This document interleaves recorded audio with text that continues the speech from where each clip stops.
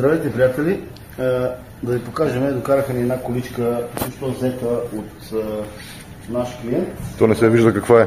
Това е Audi A1 2012 година, 1.6 дизел, 105 конски. Само да го покажа. Значи за стандартно обслужване това е ангренажче, масла, филтри, антифризче, термостатче, дискове накладки, защото са поизносени. Общо това са нормални неща, които всеки един човек, който вземе кола втора употреба, трябва да ги направи задължително. И това е процес на разглобяване в момента. Свалени капаци, тук ще се разглобят тампончета, едно друго ще се махне, за да оголиме всичко, да ни е удобно за работа. И може да ви покажем вече разглобена колата, значи тя е на 169 000. В това състояние сваляме ангренажчето, да видим ролките, как са, ремъка и така нататък.